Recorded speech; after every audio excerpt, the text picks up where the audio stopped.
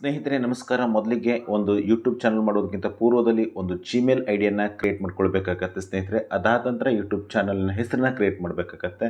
ಇವಾಗ ನಾವು ಜಿಮೇಲ್ ಐಡಿಯನ್ನು ಕ್ರಿಯೇಟ್ ಮಾಡೋಣ. ನೋಡಿ, ಅಕೌಂಟನ್ನು ಓಪನ್ ಮಾಡ್ತಾ ಇದ್ದೇನೆ. ಅಲ್ಲಿ ನಾನು ತುಂಬ ಹಲವಾರು ಜಿಮೇಲ್ ಐಡಿಗಳಿವೆ. ಅದರಲ್ಲಿ ಅನದರ್ ಅಕೌಂಟನ್ನು ಕ್ಲಿಕ್ ಮಾಡೋಣ. ನೋಡಿ, ಲೋಡ್ ಆಗ್ತಾ ಇದೆ.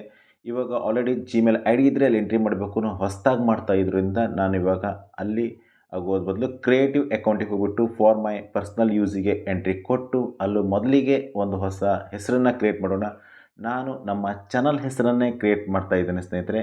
ಫ್ರೀ ಕನ್ನಡ ಟೆಕ್ ಅಂತಾನೆ ಕೊಡ್ತಾ ಇದ್ದೇನೆ ಸ್ನೇಹಿತರೆ.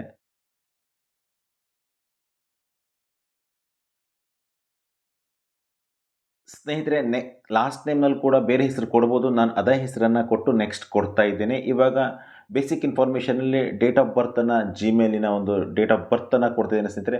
ಆದಷ್ಟು 18 ವರ್ಷದ ಮೇಲೆ ಕೊಟ್ಟರೆ ನಿಮಗೆ ಪ್ರತಿ ಸಲ ಪರ್ಮಿಷನ್ ಕೇಳೋದು ತಪ್ಪತ್ತೆ. ಅದಕ್ಕೋಸ್ಕರ 18 ವರ್ಷ ಕ್ರಾಸ್ ಮಾಡಿ ಕೊಡ್ತಾ ಇದ್ದೇನೆ.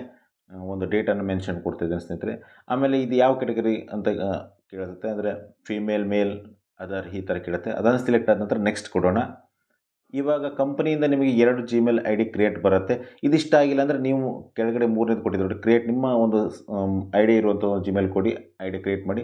ನಾನು ನನ್ನ ಚಾನಲಿಗೆ ಸಂಬಂಧಪಟ್ಟಿದ್ದರಿಂದ ನಾನು ಅದೇ ಹೆಸರಿನಿಂದ ಕ್ರಿಯೇಟ್ ಮಾಡಲಿಕ್ಕೆ ಪ್ರಯತ್ನ ಪಡ್ತೀನಿ.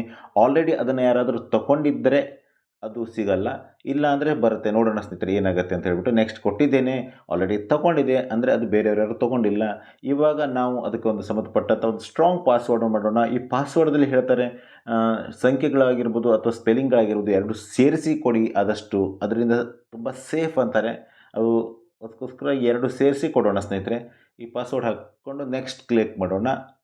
ಪಾಸ್ವರ್ಡ್ ಕ್ರಿಯೇಟ್ ಮಾಡಿ ಕೊಡ್ತಾ ಇದ್ದೇನೆ ಸ್ನೇಹಿತರೆ. ನೆಕ್ಸ್ಟ್ ಮೇಲೆ ಕ್ರಿಯೇಟ್ ಕೊಟ್ಟ ನಂತರ ಸ್ಕ್ರೋಲ್ ಮಾಡಿಬಿಟ್ಟು ಎಸ್ ಐ ಮೀನನ್ನು ಕ್ಲಿಕ್ ಮಾಡಿ. ಅದಾದ ನಂತರ ನೆಕ್ಸ್ಟಿಗೆ ಕ್ಲಿಕ್ ಕೊಡಿ ಸ್ನೇಹಿತರೆ. ಸ್ಕ್ರೋಲ್ ಮಾಡಿ ಎಸ್ ಐ ಅಗ್ರಿದಲ್ಲಿ ಕ್ಲಿಕ್ ಮಾಡಿಬಿಟ್ಟು ಇನ್ನೇನು ನಮ್ಮ ಜಿಮೇಲ್ ಐ ಡಿ ಕ್ಷಣಾರ್ಧದಲ್ಲಿ ರೆಡಿ ಆಯಿತು ಅಂತ ಹೇಳ್ಬೋದು ಸ್ನೇಹಿತರೆ. ಜಿಮೇಲ್ ಐ ಡಿ ರೆಡಿಯಾಗಿದೆ. ಇನ್ನೇನಿದ್ರು ಯೂಟ್ಯೂಬ್ ಚಾನಲ್ ಮಾಡೋಣ.